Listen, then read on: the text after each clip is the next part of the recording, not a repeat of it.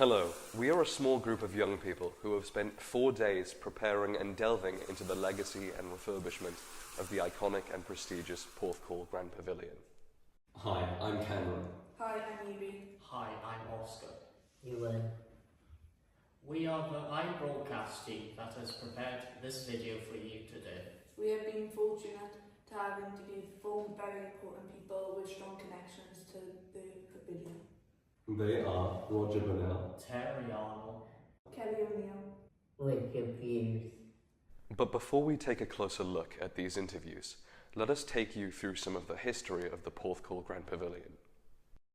Grand Pavilion is opened in 1932. In the 1940s, the pavilion was used to entertain the troops and boost their morale during the war years.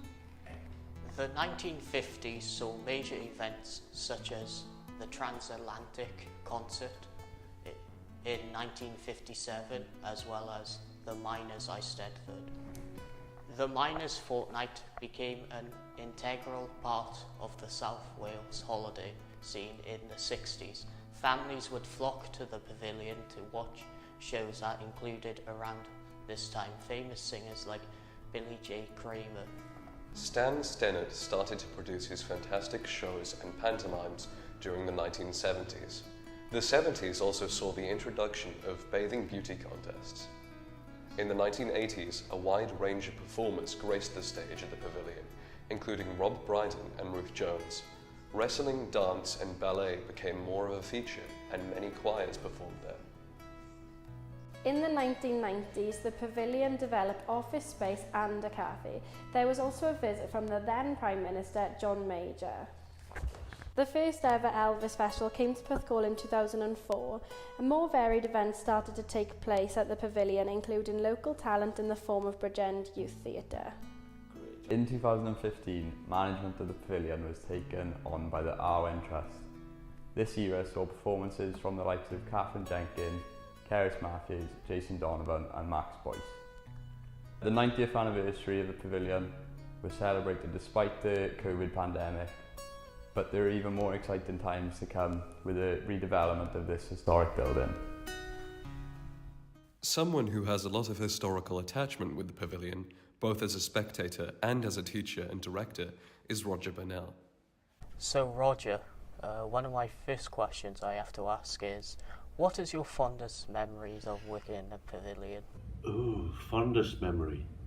I suppose doing shows with people who are still friends with me after many years. It holds lots and lots of lovely, lovely memories, and things come flashing past different shows with people who've now sort of made it in the industry, like Rob Brydon and Ruth Jones, and doing lots of things with them and still being in touch with them.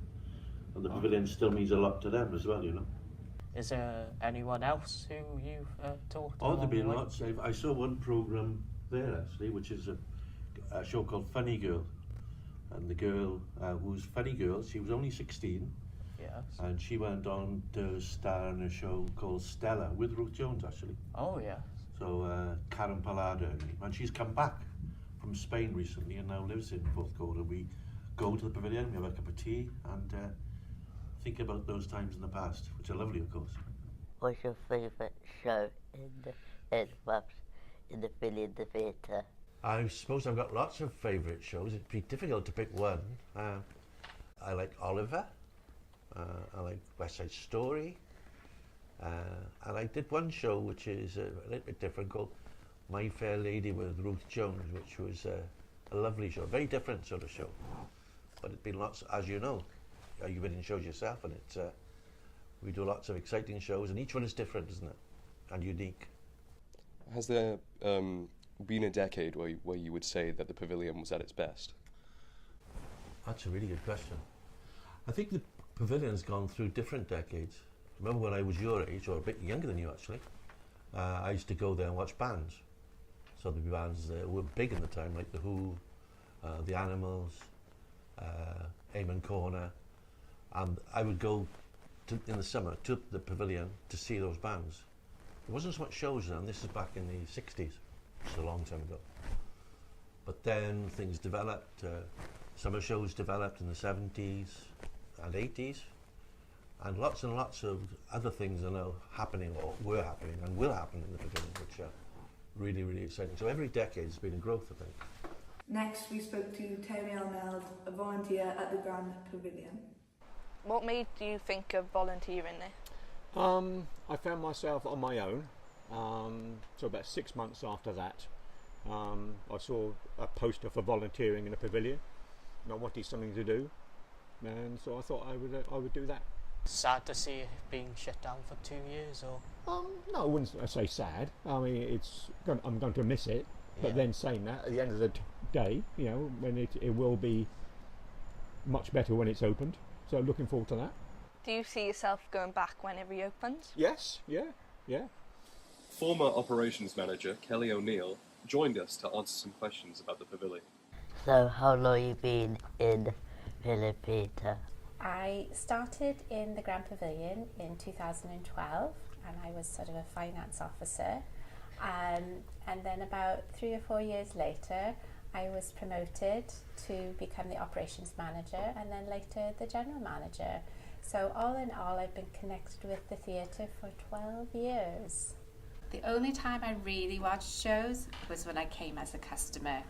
If I was working, I might pop in and watch it for a couple of minutes, but generally speaking, I had things I needed to do, so I couldn't sort of stop and relax and enjoy the show. But yeah, it was, unfortunately, I didn't always get to see very much. What has been your favourite show that the pavilion has? I have to say, some of my favourite shows are either the pantomimes or the sort of annual shows that the Comp have come in and done. Oh, yeah. Or also BYT. Were you there to watch We Will Rock You by BYT? I was, yes. I saw the last show, and yes, by the end of the evening I was in tears, and I was very emotional about the fact that that would be our last performance for many years to come. So yes, it was an emotional night, and I absolutely enjoyed the performance. Did you get a chance to go and see it, or? Yeah, I did. And it seems kind of poetic and, you know, theatrical that BYT or a youth group that has been in the pavilion for so long closed it off. Yeah, it seemed it was very fitting. I agree. Yeah, 100%. Part of my job is I run Bridge End Youth Theatre, and BYT, as it's known, has been performing at the Grand Pavilion for 25 years. So this evening is a big deal for all of us because we are going to be the last show in the Grand Pavilion before its refurbishment, and it is a BYT senior production. What songs are you going to be doing? Oh my gosh, they're all Queen songs, all of them. They're really fun, they're really good. What's your favourite song? I think mine would have to be Somebody to Love, because that's the song my character sings. Oh yeah, and you, sir? Probably One Vision. Quality song, brilliant dancing, good lighting. Sid. Very, very excited, very mixed emotions, because it's going to feel very strange tomorrow when you know, everything's under lock and key and the public aren't coming in here. But it's a historical building. It's wonderful for Porthcawl. This is a fitting way to see it go out as well with the youth theatre. They just they've been part of the building for so long now. It's a great show that they're going to be doing tonight, and great to see so many friendly faces here to come celebrate it. But we can't wait, really. I mean, it's going to be a game changer for Porthcawl. For us to be part of the regeneration of Porthcawl going into the future is just amazing. Really. Well, I think this is a marvellous venue, and once the refurbishment is completed, it will be even better. And I'm really looking forward to seeing it in its refurbished state. This place, I've seen some wonderful shows here. The people who work here are all fantastic. It's a wonderful place to come, and it's really exciting to see the investment in it, see what will happen next, and some great new shows to come in the future. Always adored this building. What a place. There's so many stories, so many wonderful things that have happened here, and it's just a thrill to know that this is going to be preserved for all of our futures, really. Very excited as to what the future holds. The building is in need of some love and attention now. It's served us well for nearly 92 years, but it's time to kind of make some serious investments. So we're really excited about the future. Sad to see it closing for a little while, but it will be absolutely worth it so that we can sort of safeguard it for future generations to come. Everybody was very emotional of the last production performed at the pavilion. We'll ask Richard Hughes the new pavilion in the theatre. Can you tell us a bit about your role? I'm Chief Executive of Owen Cultural Trust. That probably means a lot of things. It's leading the organisation, it's trying to make the right decisions at the right time. We've got around 250 people that work for Owen, so that comes with a heavy responsibility sometimes in making sure that we've got a happy workforce here that can go about their business, as you're seeing here in the library today, day to day. So it's kind of my job to create the conditions that other people can be creative and get on with doing theirs and supporting the community. How did Canberra come to the show in the theatre? So we'll continue to progress the panto. That's always going to be there. You know, come December, that's really important in the calendar of events in Porthcawl. Don't say, oh no, it isn't, because it is. Things like music, drama, supporting the local organisations that do their bit. Bridgend Youth Theatre, that they're really important and attached to the pavilion as well. So we'll be doing a whole host of things. Cinema will also be probably a bigger part of the programme than it is now, because we'll have the new studio space where we'll put some films on as well. So it'll be a real mix of stuff. What is your favourite part of the new development of the pavilion? For me, I think there's two favourite parts. I think it's uncovering bits that haven't seen the light of day for years and years. So some of the original heritage of the building, some of the original windows and stuff that just literally haven't seen light coming through them for decades.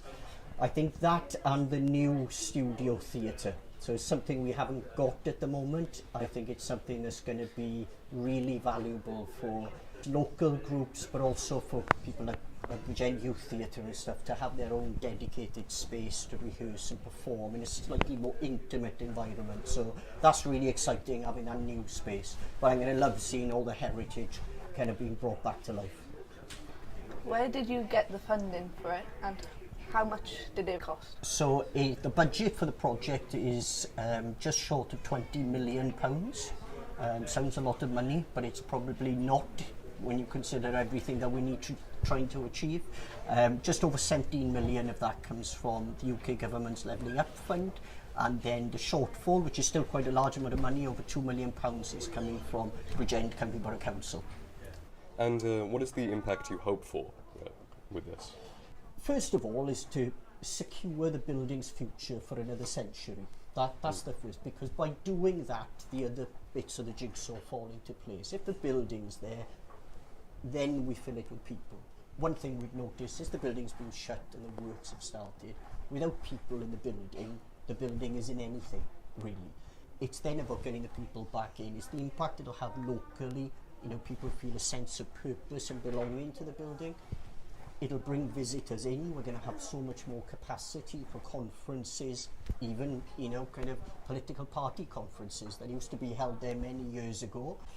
Famous instance when Margaret Thatcher was egged on the steps coming out of there, but it had gone too small, if you like, to be able to do that now. But we'll have the facilities to be able to bring bigger things in there. Support the local organisation, support our youth theatre, which is really important, and support the visitor economy. So we had a calculation many years ago that is probably contributed around £6 million a year to the local economy. If you inflate that and think of what we're building, we'd think that in future, you know, it can have an impact of around £10 million a year to the local economy around Porthcawl and the region.